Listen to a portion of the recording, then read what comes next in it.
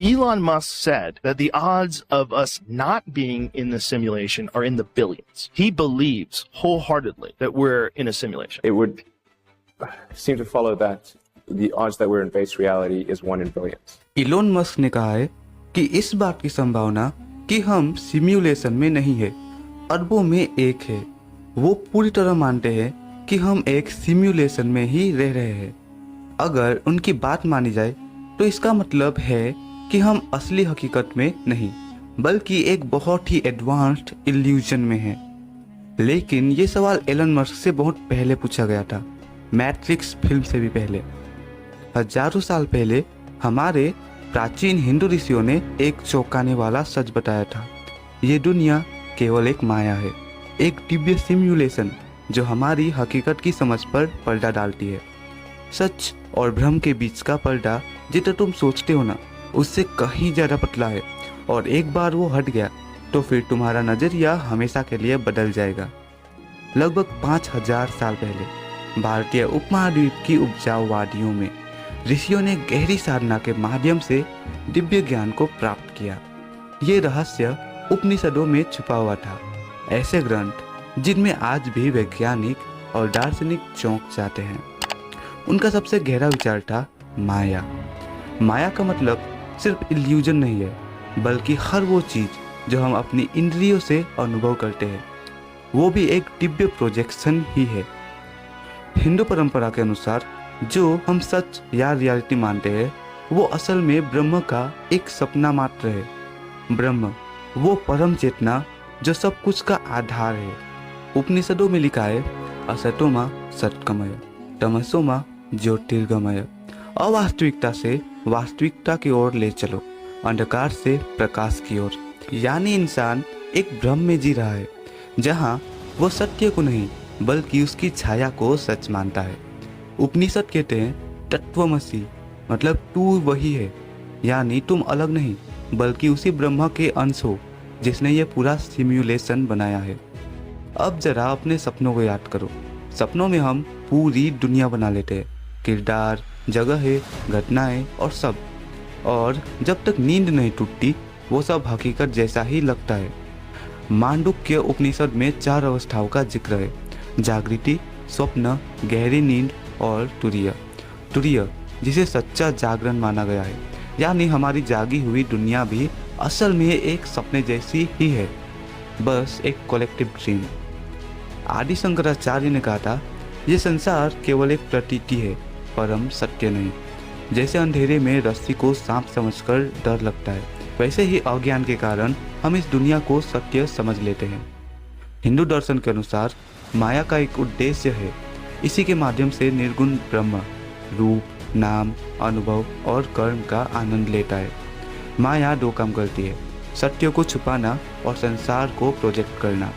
ये कोई मामूली इल्यूजन नहीं बल्कि इतनी शक्तिशाली शक्ति है कि अवास्तविक को भी वास्तविक बना सकती है।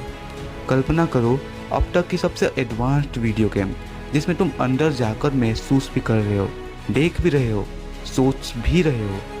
तुम्हें यही लग रहा है कि यही असली है। भगवद गीता में कृष्ण अर्जुन से कहते हैं मेरी दिव्य माया से बना ये संसार बहुत कठिन है, इसे पार करना। ये माया हमें द्वैत में फंसा देती है, सुख दुख, जीत हार और मोह माया। लेकिन अब ट्विस्ट आता है जहाँ मॉडर्न थ्योरीज कहती है कि कोई और सिविलाइजेशन ने ये सिम्युलेशन बनाया है। वहीं हिंदू ग्रंथ कहते हैं कि तुम ही इसके निर्माता हो। हम सब ने खुद ही इस डिवाइन गेम में हिस्सा लिया है। हमारा सच्चा स्वरूप आत्मा परम ब्रह्म से एक ही है। हम बस अपना एडमिन एक्सेस भूल चुके हैं। क्वांटम फिजिसिस्ट ने जब पाया कि पार्टिकल ऑब्जर्वर के बिना एग्जिस्ट नहीं करते तो वो अनजाने में ही वही बात दोहरा रहे थे जो ऋषियों ने हजारों साल पहले कही थी। ऑब्जर्वर इफेक्ट, जहाँ सिर्फ देखने से चीज़ें बदल जाती है, ये माया के कॉन्सेप्ट से बिल्कुल मेल खाता है। डबल स्लिट एक्सपेरिमेंट दिखाता है कि पार्टिकल्स तभी बिहेव करते हैं जब कोई उन्हें देख रहा हो। जैसे वीडियो गेम की दुनिया सिर्फ तभी लोड होती ना जब खिलाड़ी उसे देख रहा हो। फिजिसिस्ट जॉन व्हीलर ने कहा था ऑब्जर्वर खुद रियलिटी को बनाते हैं। ये उपनिषदों की बात से मेल खाता है। चेतना ही मूल तत्व है। हमारी सेंसेस देखना, सुनना, छूना, स्वाद, गंध, ये सब इनपुट डिवाइसेस है। हम डायरेक्ट रियलिटी नहीं देख रहे, सिर्फ इंटरप्रेशन। योगिक विशिष्ट कहता है, दुनिया जैसे तुम सोचते हो वैसी ही दिखती है। मैट्रिक्स फिल्म में जैसे रेड पिल दी जाती है, हिंदू परंपरा में उसका जवाब है ध्यान, योग और आत्मचिंतन। इनकी मदद से माया के पर्दे को हटाया जा सकता है। आदि शंकराचार्य कहते हैं, वैदांतिक ज्ञान से हम एकता को अनुभव कर सकते हैं। जब कोई व्यक्ति जाग जाता है तो माया खत्म नहीं होती, बल्कि दुनिया अब एक डिवाइन प्ले की तरह दिखती है। उपनिषद कहते हैं, जब आत्मा को जान लिया तो सब कुछ जान लिया। लेकिन ब्रह्मा ने सिमुलेशन क्यों बनाया? उत्तर है लीला, दिव्य खेल। ये सिमुलेशन किसी बंदरगाह की तरह नहीं, बल्कि एक रंगमंच है जहाँ अनंत अनुभव और खुशियों की संभावनाएं हैं। ब्रह्मा को कहा गया है सच्चिदानंद, सत्य, चेतना और आनंद।